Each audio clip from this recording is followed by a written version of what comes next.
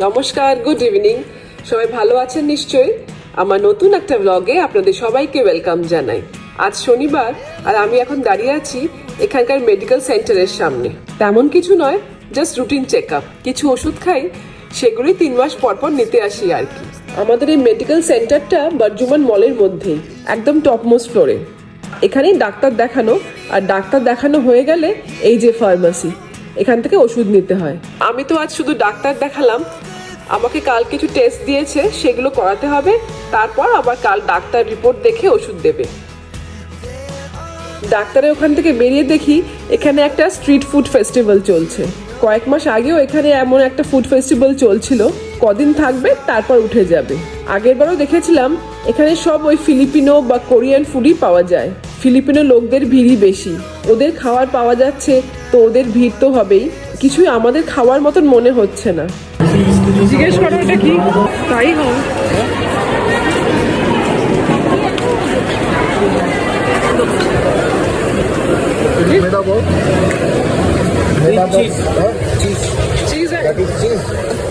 Cheese and what?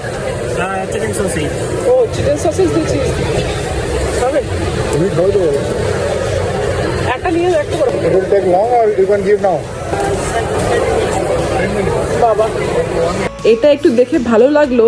Chicken সসেজের গায়ে cheese দিয়ে কিছু একটা বড়ার মতন করেছে, কিন্তু বলছে 10 থেকে 15 মিনিট লাগবে। এখানে আর 10-15 মিনিট দাঁড়িয়ে থাকতে ইচ্ছা করছিল না, তাই বেরিয়ে যাচ্ছি। এখানে একটা স্টেজও করেছে দেখছি, কোনো পারফরমেন্স হবে হয়তো। আমরা এখন এখান থেকে বেরিয়ে পড়লাম। নিচের ফ্লোরে একটা ব্র্যান্ডস ফর লেসের একটা বড় শোরুম খুলেছে। আমার আশা হয়নি, তাই একটু ঢুকছি।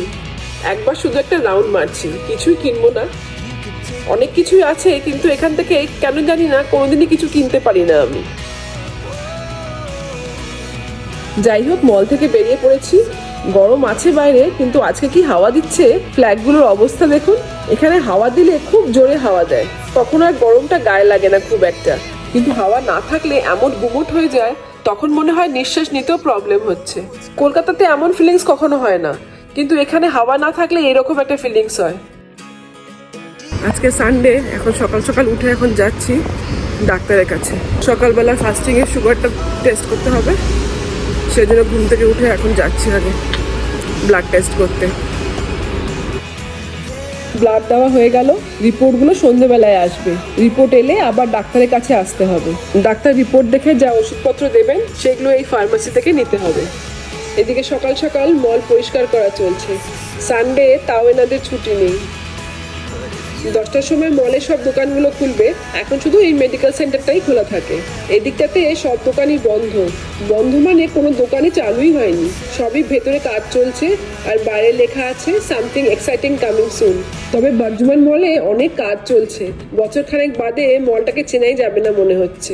এখন তো সব দোকানপাট বন্ধ, তাই আর মলে ঘোরার কোনো প্রশ্নই নেই, সোজা বাড়িই যাচ্ছি। ব্যাস হয়ে গেল ব্লাড দেওয়া।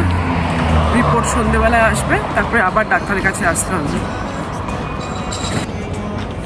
3 মাস পর পর রুটিন চেক আপ থাকে, করতেই হবে। বাড়ি এসে গেছি, এইমাত্র মেডিকেল সেন্টার থেকে আসলাম। আমাকে কেউ জিজ্ঞেস করেছিলেন এখানে ডাক্তার দেখানোর নিয়ম কি। আজকের ব্লগটা যখন ডাক্তার দেখানো এইসব ব্যাপার নিয়ে চলছে, তাই ভাবলাম আমি একটু ডিসকাস করেই নিই যেটুকুন আমি জানি। তো এখানে দুবাইতে, শুধু দুবাইতে নয়, পুরো ইউএইতে হেলথ ইন্স্যুরেন্স করতে হয় একটা। আর হেলথ ইন্স্যুরেন্সটা নেসেসারি না, এটা ম্যান্ডেটরি, মানে সবাইকে করাতেই হবে। তো এবার হেলথ ইন্স্যুরেন্সের জন্য আমাদের বছরে কিছু অ্যামাউন্ট পে করতে হয়। তো এই হেলথ ইন্স্যুরেন্সটা হচ্ছে যে যখন কেউ এখানে চাকরি নিয়ে আসে, যে কোম্পানিতে চাকরি নিয়ে আসে, সেই কোম্পানি তাকে এই হেলথ ইন্স্যুরেন্সটা প্রোভাইড করবে। আর অনেক কোম্পানি যে চাকরি নিয়ে আসছে তার হেলথ ইন্স্যুরেন্সটা প্রোভাইড করছেই, তাছাড়া তার ফ্যামিলি হেলথ ইন্স্যুরেন্সটা প্রোভাইড করে। কিন্তু সব ক্ষেত্রে নয়, আমাদের ক্ষেত্রে নয়। এখানে আমার হাজব্যান্ড শুধু অফিস থেকে ওর হেলথ ইন্স্যুরেন্সের টাকাটা পায়, কিন্তু আমাদেরটা আমার হাজব্যান্ডই করে। আমারটা, আমার মেয়েরটা আমার হাজব্যান্ডকে পে করতে হয়। তো বছরে আমরা একটা অ্যামাউন্ট পে করি এই ইন্স্যুরেন্সের জন্য। আর তার জন্য আমাদের এই যে আমরা ডাক্তার দেখাতে গেলাম, বা ডাক্তার দেখানোর পর যে টেস্টগুলো দিল, বা এরপরে যে ওষুধগুলো দেবে, তো সবকটাতেই আমাদের মাত্র 10 থেকে 20% পে করতে হয়, আর বাকিটা পুরো ইন্স্যুরেন্সে কভার্ড হয়ে যায়। যখন আমরা প্রথম দুবাইতে এসেছিলাম, যখন আমাদের এই ইন্স্যুরেন্সটা হয়নি, আমার মেন ইন্স্যুরেন্স যখন হয়নি তখন আমার মেয়ের জ্বর হয়ে গেছিলো, তখন আমরা ডাক্তার দেখাতে গেছিলাম। আজ থেকে প্রায় 8 বছর আগেকার কথা বলছি। তখন আমরা ডক্টরের শুধু ভিজিটের জন্য 150 dirhams দিয়েছিলাম। 150 dirhams মানে 3000 টাকার ওপরে। তখন তো ইন্টু 20 করলে হয়ে যেত, মানে 3000 টাকা ধরুন তখনকার সময়।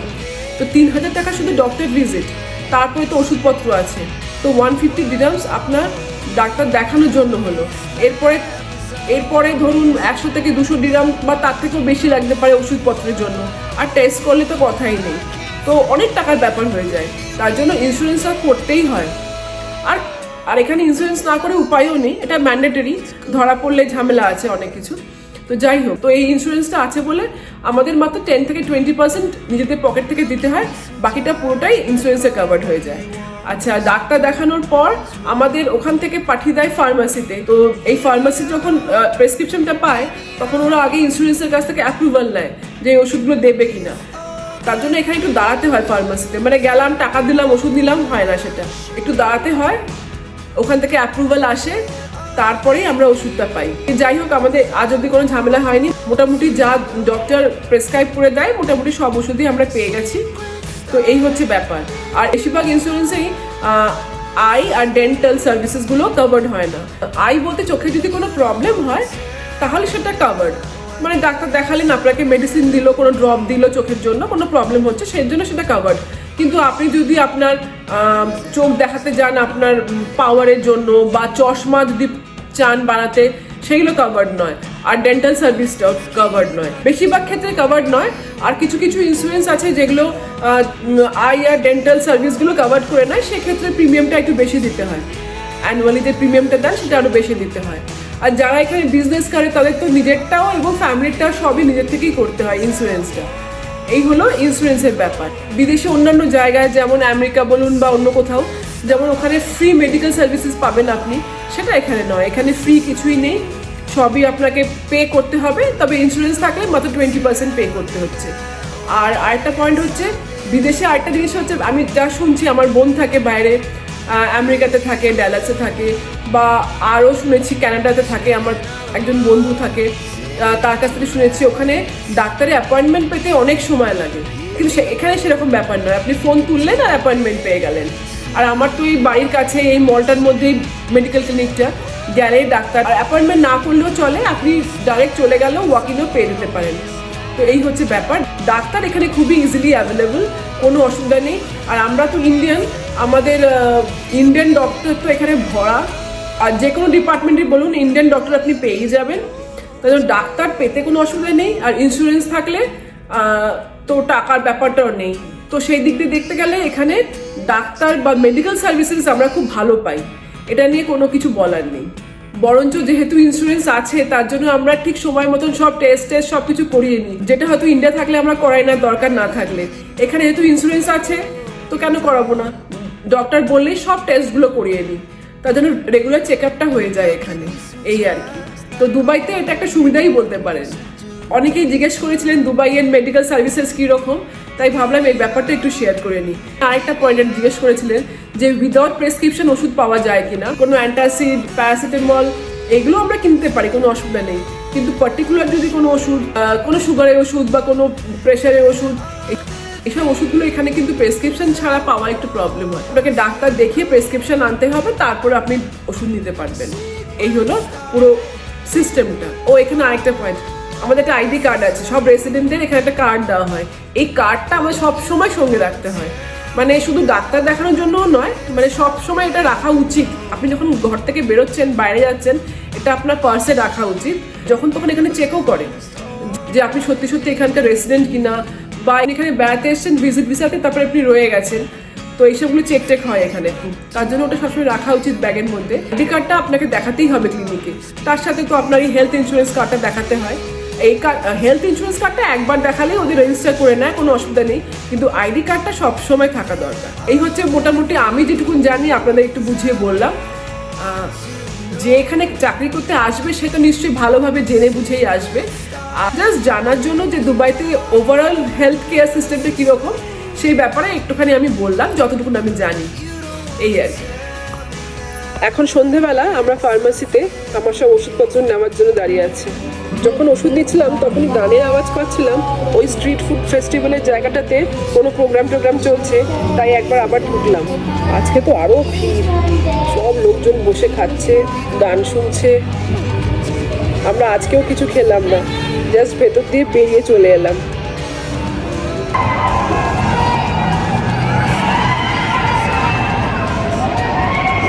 এখন রাত্রে 11:40 বাজে। বাইরে আওয়াজ শুনতে পাচ্ছেন? এইমাত্র ইন্ডিয়া পাকিস্তানের ম্যাচটা শেষ হলো, ইন্ডিয়া জিতেছে তাই এত উল্লাস। বাইরে কেউ বেরোয়নি, সবাই ওই নিজেদের বারান্দা থেকে চিৎকার করছে। এখানে সব দেশের লোকজন থাকে তো, তাই কোনো একটা পার্টিকুলার দেশ জিতলে সেই দেশের লোকেরা খুব আনন্দ করে। এখনও তাই বারান্দায় দাঁড়িয়ে দাঁড়িয়ে সব ইন্ডিয়ান্সে চিৎকার করছে। তো চলুন আজকের ব্লগটা এখানেই শেষ করি। সবাই খুব ভালো থাকবেন। ব্লগটা ভালো লাগলে একটা লাইক, শেয়ার আর কমেন্ট করে দেবেন, আর পারলে একটু চ্যানেলটাকে সাবস্ক্রাইব করে দেবেন। আজকে এখানেই শেষ করছি। সবাই খুব ভালো থাকবেন। দেখা হচ্ছে নেক্সট ব্লগে।